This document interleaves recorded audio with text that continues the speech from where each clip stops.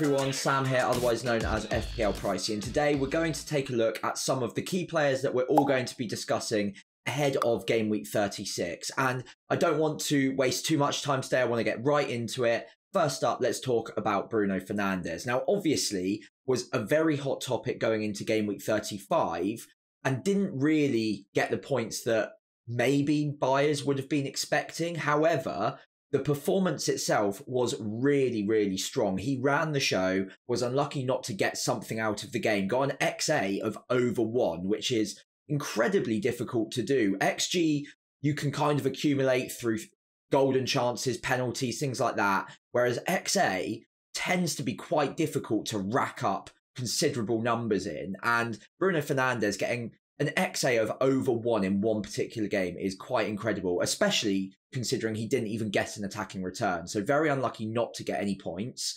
Obviously, is still going to be on the radar for a lot of managers in game week 36. And I really wouldn't let the fact that he blanked once put you off if you're eyeing him up ahead of game week 36. I myself am still considering switching Garnacho to Bruno Fernandes because I just think he's that much more important to the way Man United play at the moment. And of course, he does also have the benefit of penalties. The underlying data is still really good, 0.59 XGI per 90, only 15 attacking returns. You would argue that he's been a bit unlucky, a bit unfortunate perhaps not to get more than he has done so far this season. But a double game week coming in 37, ideal on a bench boost of course, and Crystal Palace and Brighton, either side of it, it's good enough fixtures that you'd still definitely be considering Bruno Fernandes. I definitely wouldn't let a blank put you off of him. And for me, he's going to be an important player that I want to bring in the next couple of game weeks as I prepare for that bench boost in 37. And just fundamentally, he's getting a lot of points at the moment. He's in and amongst the chances. He's creating a lot of chances himself at the moment as well. And he's playing through an injury, as he always does, gets 90 minutes every single week, and that doesn't seem to be affecting his performance either.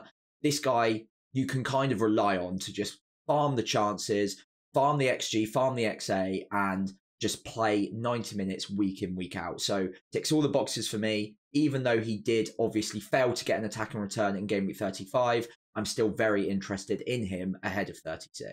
So a second midfielder I've got my eye on is Kevin De Bruyne. And obviously he did impress in game week 35, got 2 assists and looked really good on the eye as well. He looked like he was kind of back to his best. And to be honest, since he's come back from injury, aside from the fact he's had his minutes managed, there's been a lot of encouraging signs. He's been sitting at the tip of that midfield 3 quite often and also creating chances like we've seen in seasons past. So 0.5 XA per 90, very, very encouraging. He's back to his creative best, 8 assists already, and of course chucked in 4 goals as well. So this is a guy that if we think the minutes are good, he's going to be a good option in our team. So the question remains, is he going to get the minutes between now and the end of the season for the price to make sense in our teams? And to be honest, I'm starting to come round to the idea of thinking he is actually probably going to be decent value for us. I've got 2 Man City assets,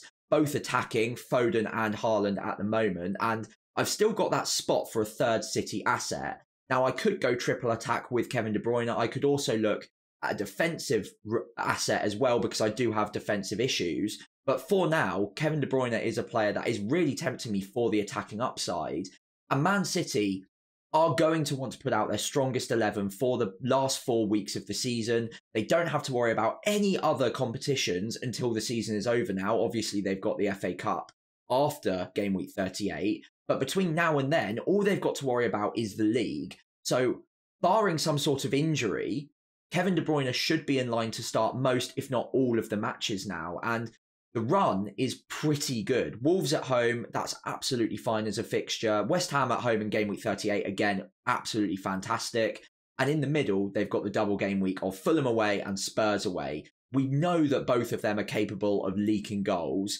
And Man City at the moment are looking pretty formidable in front of goal. So as they charge down a 4th consecutive title, they're going to want to play their best 11 as often as possible. Kevin De Bruyne undoubtedly sits within that best 11, And the way he's creating chances at the moment, the underlying data is encouraging, and he's actually pretty differential. Even though it says 15% ownership here, a lot of that is from dead teams. And I think in and around the top 100, 200k, his ownership is around 7 or 8% at the moment. That will increase, of course, but I still don't expect that to rise beyond 20, maybe even 30% effective ownership come game week 36. So if you're looking for someone a little bit different in midfield to shake it up, who's still got great attacking upside, Kevin De Bruyne could be your man. So obviously, Kevin De Bruyne could complete a Man City triple up in attack for you. But if you're not completely convinced about going 3 Man City attackers, maybe you've got Foden and Haaland and you're happy with that as a combination, possibly you could be looking at a Man City defender. Now, in goal, there's going to be question marks around Ederson's fitness. Of course, he came off against Nottingham Forest, and that could go either way. He could be out for the rest of the season, at which point Ortega could become really, really popular. Or it could be a bit of a question mark where you don't know whether Ederson's going to come back in, and therefore you can't really go for either of the two keepers. However, in defence, I think there is more reason to be encouraged. Now, there are a number of Man City defenders that could be interesting, but all of them, including Gvardiol, by the way, is going to be a rotation risk. None of them are completely nailed, as we saw with Diaz recently. Gvardiol has experienced rotation at times this season as well, but I think the benefits now probably outweigh the costs or the risks when it comes to Gvardiol. Now, his attacking upside is decent. Obviously, we're not expecting a goal every other game from him, but he has gotten a couple recently. He is picking up very advanced positions on the left for Man City now. And as far as defenders go, there's not really a lot out there that I'm encouraged by, and Gvardiol is probably the best of that bunch right now. Obviously, Man City's underlying defensive data is good. They have at times been a bit leaky themselves this season, but when you combine that with the fact that Gvardiol is getting those chances, is getting forward a little bit more, and at under 5 million, I think it does make a lot of sense to pick him up with a transfer between now and game week 37. Now, again, I'm not promising that he can't get rotated between now and the end of the season, but he is in their best 11. He is maybe a little bit less rotatable than some of the other assets. He has been more consistently nailed into their side.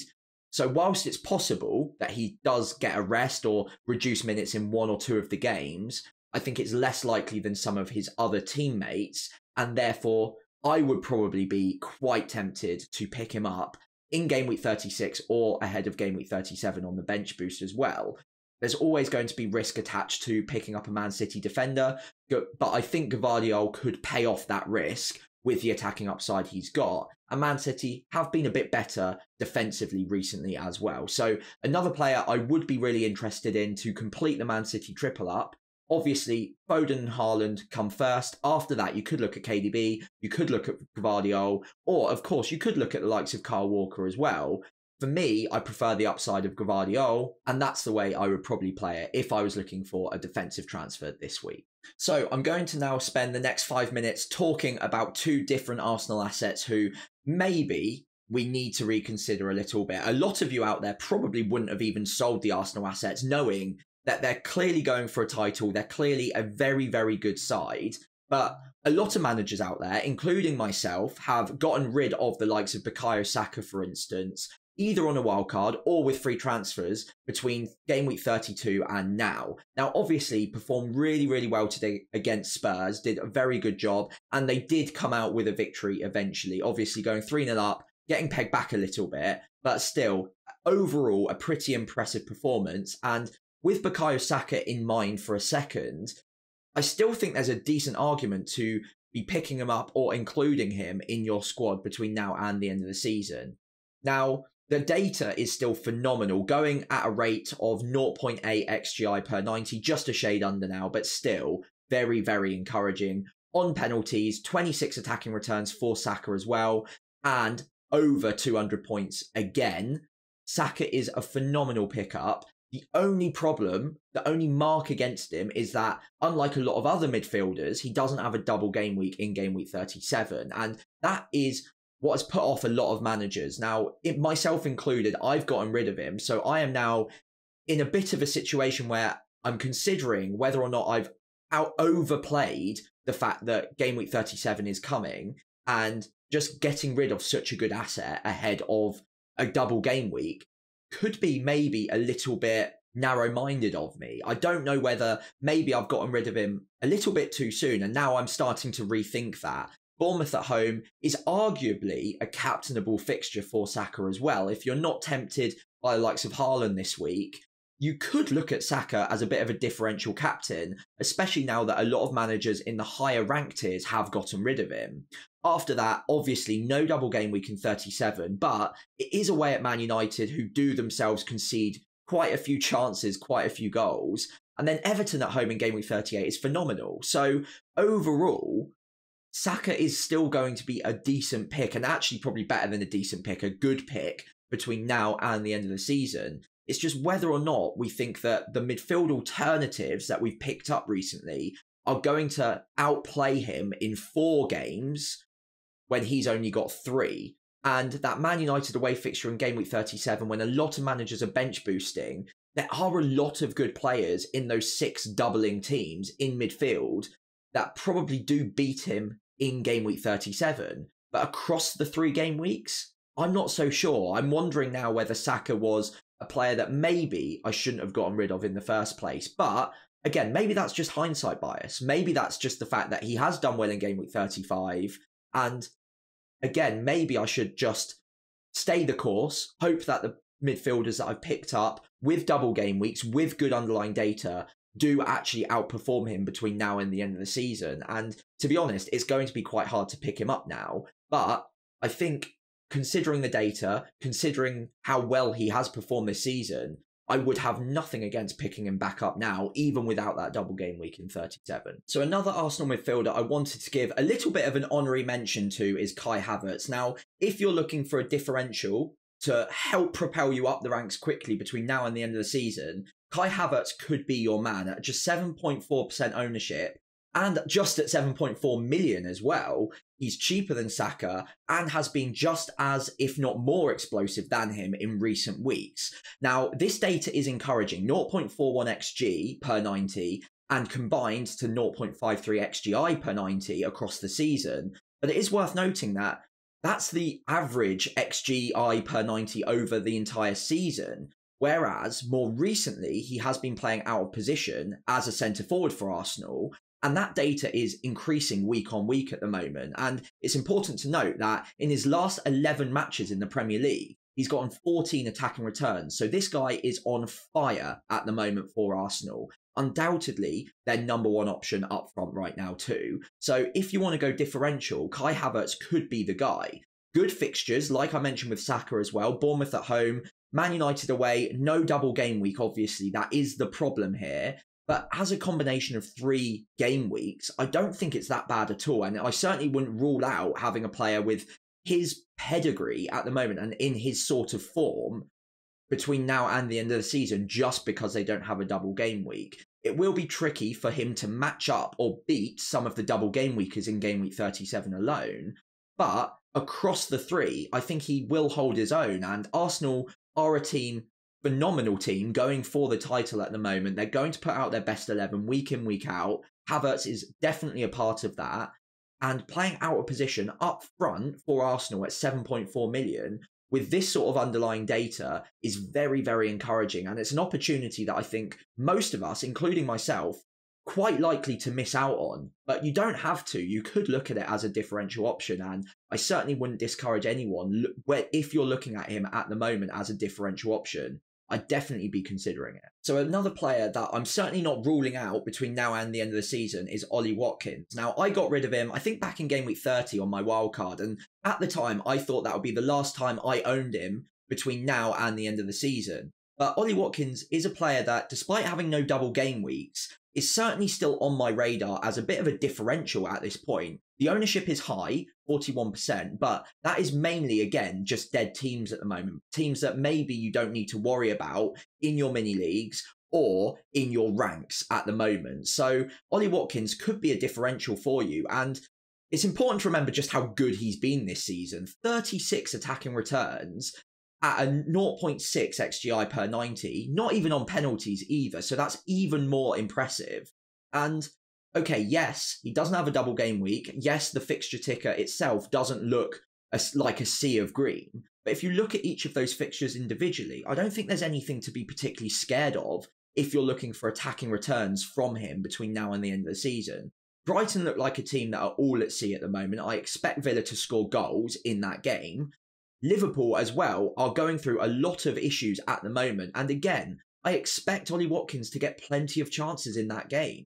Okay, fine. It's not perfect on a bench boost. He's not a double game week player. But we've seen what single game week players can do in double game weeks. So I certainly wouldn't be ruling him out as an option then. And Crystal Palace in game week 38 also is no bad fixture either.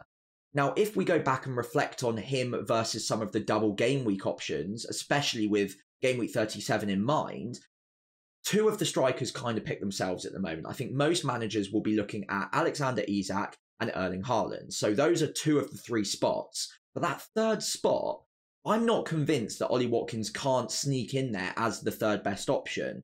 Nicholas Jackson obviously has the double game week in 37, but he has been flattering to deceive quite a lot this season, and managers who've picked him up in game week 35 are already maybe wondering whether or not he's going to be worth the risk or the money for a player that, okay, he has scored a few goals this season, but has been a little bit like Darwin, bit wasteful in front of goal, maybe a player that you don't want to have to actually watch when you own him because you kind of don't know when the attacking returns are going to come.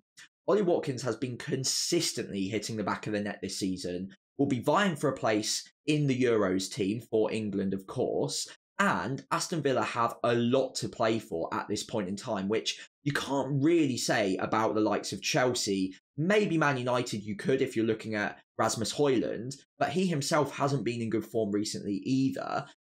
But Ollie Watkins is in a team fighting for Champions League football, which would be a huge achievement for Aston Villa. And if they can get 6 or 9 points from the remaining fixtures, they will be a Champions League team come next season. That is a huge motivation for them. And Ollie Watkins is going to be the one probably at the forefront of that push. So a player that, okay, his ownership is dropping or has dropped very quickly in recent weeks, but the attacking returns have stayed very, very consistent for him. And maybe we've overlooked him a little bit on the whole because of the fixtures, because of the lack of double game weeks. But he's a player that I'm looking at between now and the end of the season for a bit of a differential who, okay, doesn't have the double game week, of course, but has every other box ticked. And I don't want to disregard players like him, like Saka, like Havertz, who don't have a double game week, but otherwise seem like phenomenal picks. So again, let me know in the comments below what you think of some of those differentials who don't have the double game week, but have just been brilliant FPL options this season. Would you cast them aside at this point, chasing the doubles, or would you still have a place for them in your team between now and the end of the season?